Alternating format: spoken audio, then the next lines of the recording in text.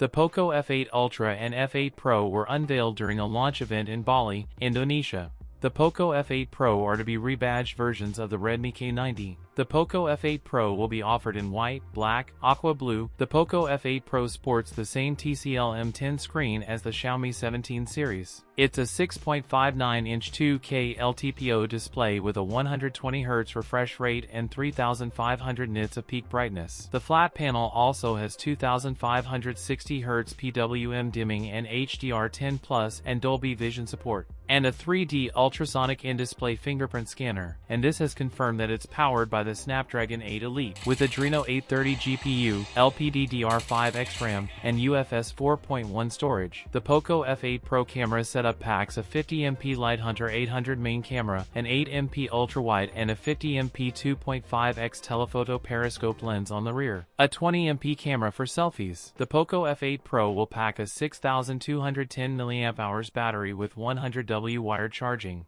The Poco F8 Pro starts at €519/$529 for the 12GB per 256GB option. That's it for today's video. If you enjoyed it, don't forget to like, comment, and subscribe for more content. Thanks for watching, and I'll see you in the next one.